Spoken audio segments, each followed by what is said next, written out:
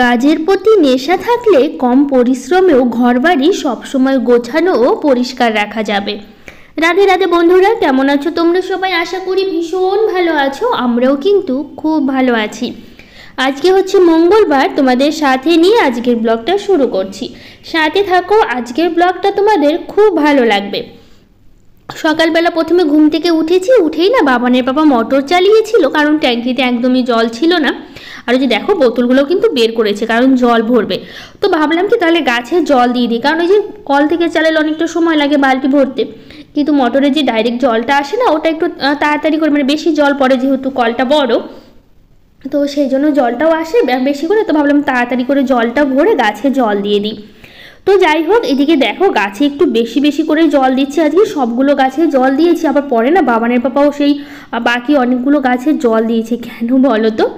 তোমাদের তো এই যে মাঝে 3 দিন ব্লগ দেওয়া হয়নি, তোমাদের আমি বলেছিলাম, কারণ আমি যাব হচ্ছে আমার ননদের বাড়িতে গেছিলাম, মানে যাব বলতে গেলে আজকে হচ্ছে মঙ্গলবার, যেহেতু বুধবারে আমরা গেছি, বৃহস্পতিবার থেকেছি, শুক্রবারে রাত্রেবেলা বাড়িতে এসেছি।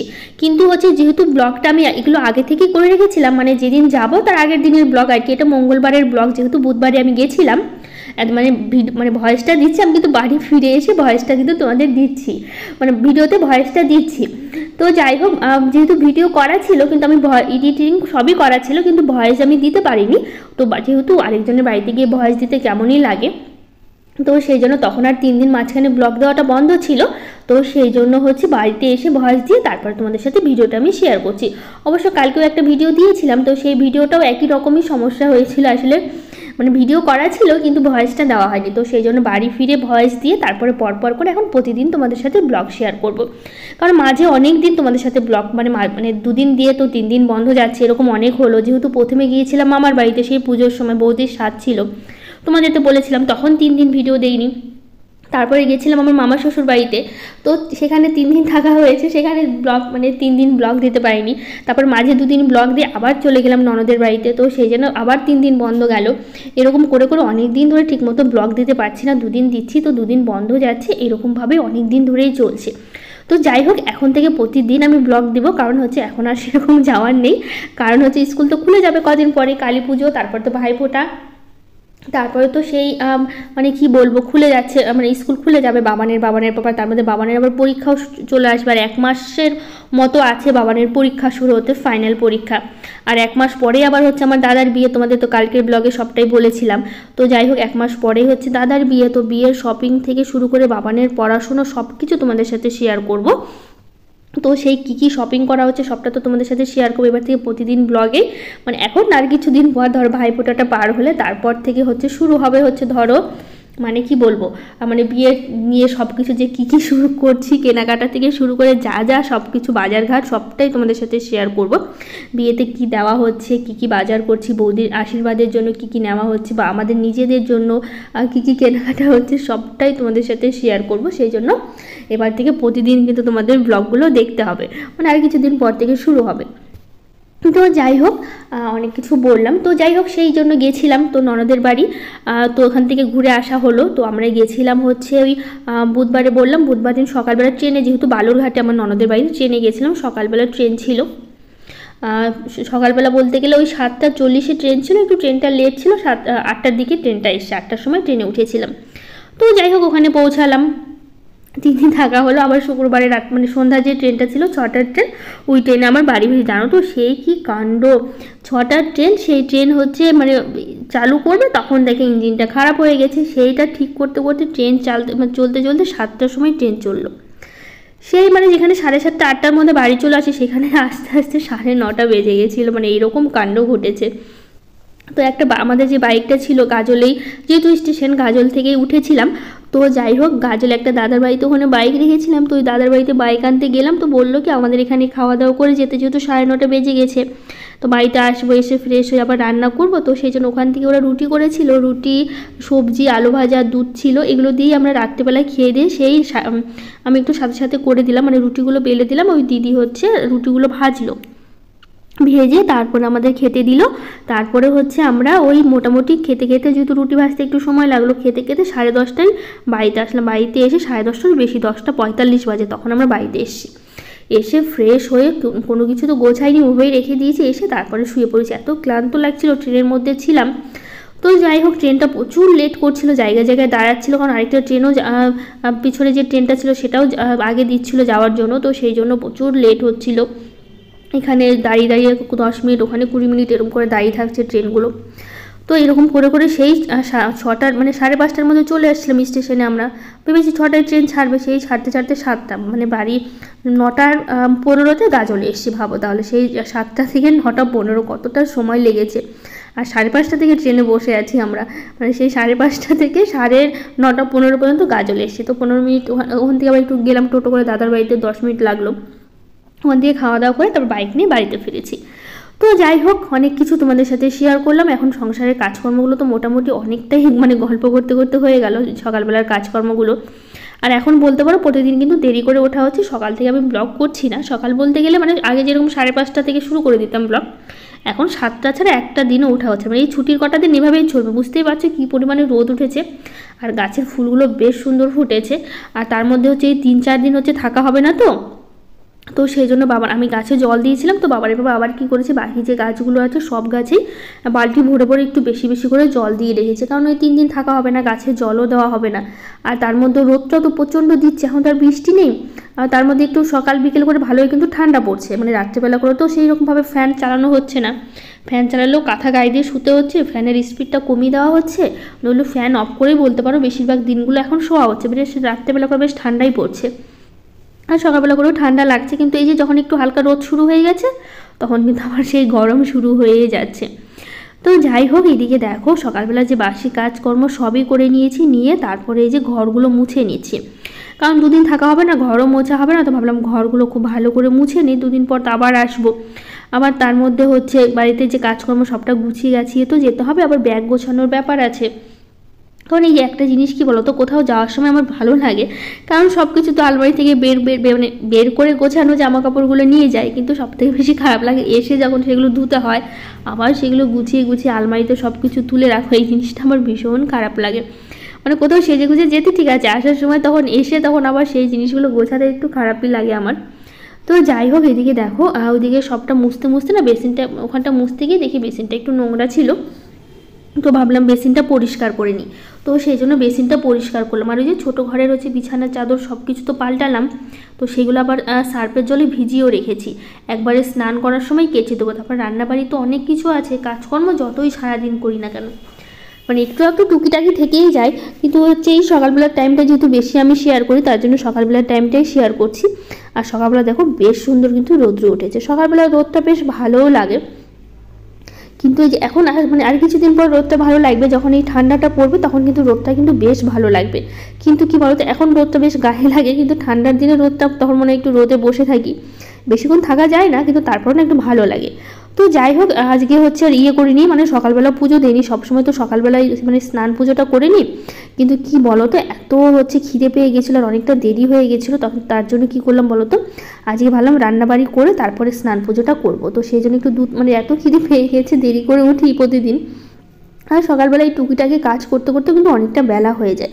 তো সেই জন্য কী করলাম বলতো, প্রথমে হচ্ছে ওই মানে দুধ মুসড়িটা খেলাম, বাসি কাপড়টা পাল্টে নিয়ে দুধ মুসড়িটা খেয়ে নিয়ে তারপরে হচ্ছে এখন এই যে গাছে ফুলগুলো তুলছি। তো গাছের ফুলগুলো তুলে নিচ্ছি, কারণ পরে না এত রোদ উঠে যায় না, তখন দুপুরবেলা যেহেতু পুজো দিতে আজকে অনেকটা বেলা হবে, রান্না করে তারপরে পুজো দেবো, তখন কি হয় বলো তো, এত দেরি হয়ে যায়, তখন হচ্ছে এত রোদ লাগে না, বাইরে আসাই যায় না। তো যেহেতু এই টাইমটা একটু রোদটা মানে উঠেছে ঠিকই, কিন্তু অতটা গায়ে লাগে না, সকালবেলা রোদটা ভালো লাগে। তো সেই জন্য ভাবলাম কি তাহলে ফুলগুলো তুলে আপাতত রেখে দিই, যখন স্নান করবো তখন তো সেই তো তুলতেই হবে, তো আর রোদের মধ্যে তখন আর ভালোও লাগে না, তাকানোও যায় না রোদে। তো সেই জন্য ভাবলাম কি তাহলে থাক, এখনই তুলে রাখি, পরে হচ্ছে আমি মানে যখন পুজো দেবো তখন তো ফুলগুলো তোলাই থাকবে, তো সেই জন্য আগে থেকেই তুলে রাখলাম। তো সামনের গাছে সব ফুল মানে তুলে নিয়েছি। এখন দেখো এই যে মোটামুটি এখন মানে ফুল দেখেই বোঝা যাচ্ছে, যেহেতু কয়েকদিন পর ভয়েসটা দিচ্ছি, তো আমি ভুলেই গেছি টাইমটা। এখন মোটামুটি 8:15 বা 8:30 মতো মানে 8:30 বাজেনি, 8:15 মানে 8:30 এরকমই হবে আর কি, 15-20 এরকমই হবে। কেন বলো তো, আসলে যে কারণ সাদা যে জবাগুলো আছে না, সেগুলো 8:30 বাজলে তারপর থেকে সুন্দর করে ফুটে। এখন যেহেতু অর্ধেক ফুটেছে, মানে একদম পুরিও নেই আবার পুরোপুরি ফুটেও নেই, তো মোটামুটি এখন 8টা 15 20 এরকমই বাজে। তো সেই ফুল দেখেই বুঝতে পারলাম, দেখো মানে অর্ধেক ফুটে আছে সাদা জবাগুলো।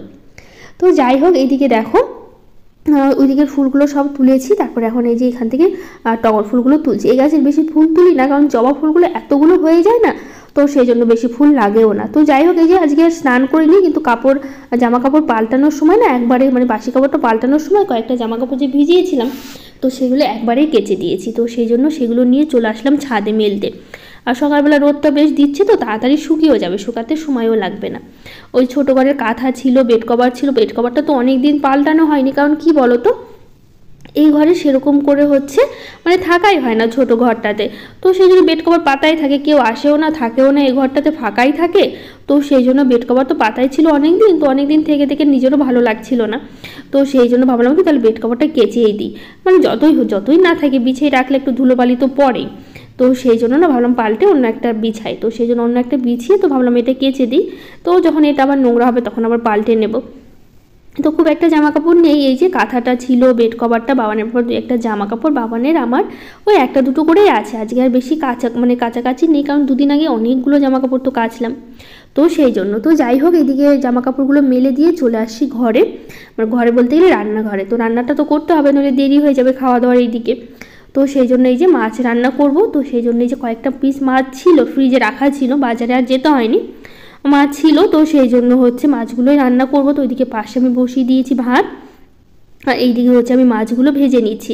আর যা যা সবজি মশলা করার সব কিছু কিন্তু আমি একবারে রেডি করে নিয়েছি, যাতে মাছের ঝোল করতে অসুবিধা না হয়। তো সেই জন্য এই যে মাছগুলো দিয়ে দিলাম, দিয়ে ভালো করে মানে পিট উপিট করে লাল লাল করে ভেজে নেব। আর মাছ কিন্তু আমরা একটু কড়া ভাজাই খাই, কড়া ভাজাটাই ভালো লাগে, হালকা ভাজা আমার একদমই পছন্দ না। আমি কিন্তু বেশ সুন্দর করে লাল লাল করে মাছগুলো ভেজে তারপরে কিন্তু মাছগুলো তুলি। তো যাই হোক, এদিকে হচ্ছে মাছগুলো ভাজা হয়ে গেছে, ভাতটাও প্রায় হয়ে এসছে, ভাতটা নামিয়ে নেবো। আজকে না শুধু মাছের ঝোল করেছি, অন্য কিছু করিনি। কেন বলো তো, ওই যে কালকের ব্লগে দেখলে না আমার মায়ের বাড়িতে গিয়েছিলাম, ওখানে ওই যে আমার দাদার শ্বশুর বাড়ি থেকে লোক এসেছিলো, মানে ওই বরযাত্রীর জন্য একটা আলোচনা করতে, যে বরযাত্রী কজন যাবে। আর তার মধ্যে বলেছিলাম যে দাদার হচ্ছে মানে দাদার বলতে মানে বৌদির যে ভাই আর কি, সে এখনও পর্যন্ত আসেনি, বাড়িতে ছিল না, বাইরে কাজ করে। তো বাড়িতে এসছে, মানে নিজেরই দাদা, তো এখনও আসেনি এখানে, যেহেতু বোনের বিয়ে দিচ্ছে, সেই বাড়িটা না দেখলে কেমন হয় বলো। তো সেই জন্য সেও দেখতেও এসেছিলো বাড়িটা, মানে সবার সাথে পরিচয় হলো আর কি, দেখতেও এসেছিলো। আর তার মধ্যে হচ্ছে বরযাত্রী কজন যাবে সেই নিয়ে আলোচনা করতে এসেছিলো। তো যাই হোক, ওরা বলছিল যে 40 জনের কথা, যে 40 জন বরযাত্রী হচ্ছে, যেন ওরা মানে আমরা যেন মানে যাই আর কি। তো আমরা অনেক বললাম, কারণ আমাদের না ফ্যামিলিটা না এতটাই বড়, আর সবাই দাদার বিয়ে নিয়ে প্রচণ্ড ব্যস্ত হয়ে আছে, সবাই বরযাত্রী যাওয়ার জন্য পাগল। আমাদের মোটামুটি 100 জন মানে হলে ভালো হতো, সেখানে আমরা 80 জনের কথা ভেবেছি, যে 100 জন একটু বেশি হয়ে যায়, তো অতজন তো নিয়ে যাওয়াটা ঠিক হবে না। তো 80 জন আমরা ধরে রেখেছি, কারণ আমাদের 80 জনের কমে যাওয়ার মানে অসম্ভব আর কি, মানে কাকে বাদ দেবো কাকে ধরবো, আমাদের ফ্যামিলিটা অনেকটাই বড়। কারণ আমার মামা তো বোনরা আছে, মামা আছে, মামিরা আছে, দাদারা আছে, পিসির ছেলে মেয়েরা আছে, মানে সেই তাদের হচ্ছে বাচ্চা, মানে ভাগনা ভাগ্নি, তাদের মানে জামাইবাবু, যাই হোক বোনের বর, দিদির বর, সবাই মিলে প্রচুর লোক। এদিকে ওইদিকে আমার দাদুর বোনের বাড়ি আছে, তারপরে হচ্ছে মানে নিজেদের আমার শ্বশুর বাড়ির কত আত্মীয় আছে, মানে এইদিক ওইদিক করে না প্রচুর লোক হয়ে যায় আমাদের। তো সেই জন্য হচ্ছে, যেহেতু আমাদের ফ্যামিলিটা অনেকটাই বড়, আত্মীয় স্বজন অনেকেই আছে, আর দাদার বিয়ে নিয়ে সবাই ব্যস্ত, মানে সবাই বরযাত্রী যাওয়ার একটা আশা নিয়ে আছে, মেয়ের বাড়ি যাবে, এক বাড়ি তো যাবে। ওরা তো আমরা নয় বাড়ির মানে নিজেদের মধ্যে আমরা নয় দাদা শ্বশুর বাড়িতে মাঝে মধ্যে কখনো যাওয়া হবে, কিন্তু ওরা তো যাবে না, একবারই যাবে। তো সেই জন্য তো ওরা বলছিল 40 জনের কথা, কারণ ওরা এর থেকে বেশি পারবে না আর কি, যে এর থেকে বেশি ওদের পক্ষে সম্ভব হচ্ছে না। তো অনেক কিছু বলে রাজি করানোর পর 60 জনে রাজি হয়েছে, কারণ ওরা 80 জন একদমই সম্ভবই না ওদের পক্ষে, 40-এ তো উপরে যেতেই পারছিল না। তো অনেক বোঝানোর পর তো বললাম আমাদের এরকম এরকম মানে না হলে হবেই না, তো সেই অনেকটা বোঝানোর পর ওরা রাজি হয়েছে, 60-এ রাজি হয়েছে। কারণ আমাদের 80 হলে একদম ঠিক হতো, কারণ আরও এখন এখান থেকে মানে আমরা তো লিস্ট করে রেখেছিলাম কে কে যাবে কে কে যাবে না, তো সেখান থেকে আবার সে বাদ দিতে হবে না, সেটা নিয়ে সবাই টেনশন করছে যে কাকে বাদ দিবে কাকে রাখবে, মানে এরকম অবস্থা জানো। তো সেখান থেকে আমি এবার কালকে কী করেছিলাম, ছোটো মাছ ঘন্ট, বড় মাছ, মাংস এগুলো রান্না করেছিল। তো সেগুলো আমি আবার একটু একটু করে মা পাঠিয়ে দিয়েছিল রাত্রেবেলা। আমি তো রাতে চলে এসেছিলাম, বাবানের বাবা ছিল না, তোমাদের বলেছিলাম শিলিগুড়ি গিয়েছিল। তো সেই জন্য বাবানের বাবার জন্য নিয়ে এসেছিলাম, আর আমি রাতেই চলে এসেছিলাম বাড়িতে, যেহেতু বাড়িটা ফাঁকা ছিল। আর তার মধ্যে বাবানের বাবা আসবে, ওকে খেতে দিতে হবে। মা ভাত তরকারি সবই একটু বেশি বেশি পরিমাণে দিয়ে দিয়েছিল, মানে যতটা খাবে না তার থেকে বেশিই দিয়েছিল। মাছ, বড় মাছ, মাংস, ছোট মাছ, ঘন্ট, ডাল, এগুলো সবই ছিল, সবই পাঠিয়েছিল। তো সেগুলোই না অতটা তো খেতে পারে না একটা মানুষ, বেশি করে দিয়েছিল। তো সবটাই না থেকে গেছে অর্ধেক অর্ধেক করে। তো সেই জন্য না ভাবলাম কি সবই যেহেতু ছোটো মাছ আছে, ঘন্ট আছে, ডাল আছে, বড় মাছের ঝোলও আছে, অল্প একটু মাংসও আছে, তো সেই জন্য মাংস যেহেতু এমনি দিয়েছিল, কিন্তু বাবানের বাবা তো চিকেন খায় না, চিকেনই রান্না করেছিল। আসলে বৌদির ভাই সে আবার মাছ খায় না, তো তার জন্যই মাংস আনিয়েছিল। কিন্তু একজনের জন্য তার মাংস দেওয়া সম্ভব না, তো সবাই বাড়ির সবাই আর কি সবার জন্য এনেছিল মাংস। তো সেই জন্য সেই মাংসও পাঠিয়েছিল, সবই না থেকে গেছে অল্প অল্প করে। তো সেই জন্য ভাবলাম আজকে শুধু মাছের ঝোলটাই করে রাখি, অন্য কিছু আর করবো না, যেহেতু অল্প অল্প সবই তরকারি আছে। আর আজকে আবার চলেও যাব, মানে আজকে বলতে কালকে চলে যাবো ওই দিদির বাড়িতে সকালবেলা। তো সেই সকাল 7:40 ট্রেন বললাম। তো সেই জন্য ভাবলাম যে অত সকালে তার কিছু খাওয়া যাবে না, তো মাছগুলো আছে রান্না করে নিই। তো সেই জন্য শুধু মাছের ঝোলই করলাম, আর সেরকম কিছুই করিনি, আর সবই তো আছে বললাম। তো যাই হোক, এদিকে দেখো বক বক করতে করতে আমার কাজকর্ম সবই হয়ে গেল। এখন শুধু স্নান পুজোটা বাকি আছে, তো স্নান করে চলে আসছি ঠাকুর ঘরে। এখন হচ্ছে এই যে স্নান পুজোটা করব, তারপরে ব্যাগগুলো গুছিয়ে রাখবো। কেন বলো তো, আগে থেকে না গোছালে না তখন ওই কালকে হঠাৎ করে সকালবেলা গোছাতে গেলে কোনটা ছেড়ে কোনটা যাবো, সকালের ট্রেন। আর ট্রেন এরকম একটা জিনিস, ট্রেনের টাইমে আমাদের যেতে হবে, কারণ আমাদের টাইমে ট্রেন যাবে না, ট্রেনের টাইমে আমাদের যেতে হবে। এমনি বাস হলে বাসেও যাওয়া যায়, কিন্তু ট্রেনটা একটু সুবিধা হয়। কিন্তু বাসে হলে কী হবে বলতো, মানে একটা আছে তো যাচ্ছে, তো কী হয়েছে আরেকটা আসবে, এরকম আমাদের মনে হয়, তাই না? কিন্তু ট্রেন তো আর সেটা না, ট্রেনের টাইমে আমাদের যেতে হবে। তো সেই জন্য হচ্ছে ভাবলাম কি আগে থেকেই হচ্ছে সবটা গুছিয়ে রাখি, তো ভালো হবে। কিছু একটা ভুলে গেলে তখন এইটুকু সময়ের মধ্যে মনে পড়ে যাবে, তখন আবার গুছিয়ে নিতে পারবো। ননদ বলতে কি আমার মামা শ্বশুরের মেয়ে, যেহেতু তোমরা জানোই আমার নিজের কোনো ননদ নেই, তো আমরা মামা শ্বশুরের মেয়ের বাড়িতেই গেছিলাম। তো যাই হোক, আগের দিন ব্লগে অনেক দিদিভাইরা কমেন্ট করেছে, তাদের নামগুলো নিচ্ছি: এক মুঠো আলো, Pinki Dutta Pal, Pakhi, Biplab Das, LS daily blog, আমার প্রতিদিন, Naznis blog, Payel Pal, Shuktara lifestyle blog, daily blog with Jhuma, Rupali Nath, Rima Das, MD Nazrul, Banga Gitashri, Samia Akhtar, Ranjita Sah. সবাইকে থ্যাংক ইউ, অনেক ভালোবাসা এত সুন্দর কমেন্ট করার জন্য, আর এত এত ভালোবাসা দেওয়ার জন্য। আর আজকে জানো তো গাছে এত সুন্দর ফুলগুলো ফুটেছে, কি বলবো। ওই দেখো সাদা জবাগুলো কি সুন্দর এখন ফুটে গেছে, যেহেতু অনেকটা বেলা হয়ে গেছে এখন। আর সাদা জবা তো সকালবেলা ফুটে না, কিন্তু কুড়িগুলো তুলে রাখলেও না একটু বেলা হলে তখন একাই ফুটে ওঠে। যখন ওই সকালবেলা করে কুড়িগুলো তুলে পুজো দিই না, তখন তো কুড়ি থাকে যেদিন সকালবেলা পুজো দিই। কিন্তু যখন একটু বেলা হয়, ওই মানে 9টা 9:30টার মতো বাজে, তখন দেখি একদম ফুলগুলো সুন্দরভাবে ফুটে উঠেছে। আর এখন যেহেতু অনেকটাই বেজে গেছে, রান্নাবাড়ি করলাম, সব কাজ করলাম, স্নান করলাম, দেরি হলো। তো সেই জন্য দেখো কি সুন্দর সাদা জবাগুলো ফুটেছে, দেখতে কত ভালো লাগে না বলো এরকম হলে। তো যাই হোক, এদিকে সবটা গুছিয়ে নিচ্ছে। আর আজকে এত সুন্দর করে ফুল দিয়ে সাজিয়ে পুজো দিয়েছি, এত ভালো লাগছে, দেখো কত সুন্দর।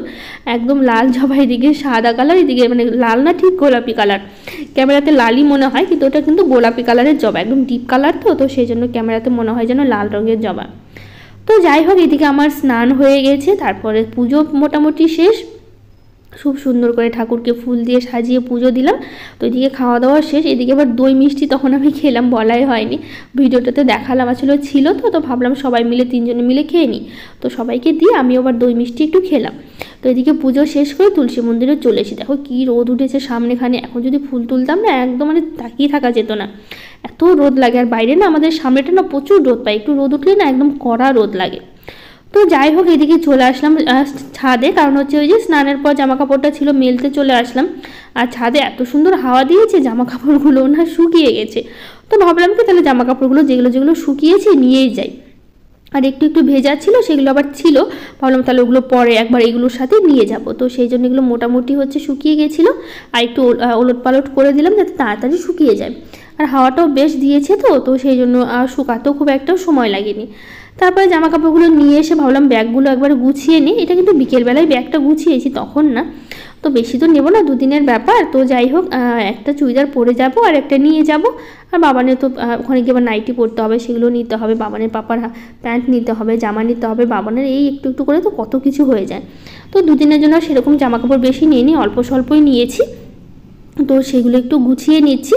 আর যেটা যেটা নেব সেটা একটু ভালো করে গুছিয়ে নেওয়ার পর তারপরে সবটা রেডি করে নিলেই হয়ে যাবে।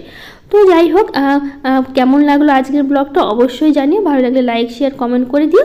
তো আজকের মতো টাটা, দেখা হবে নতুন একটা ব্লগে।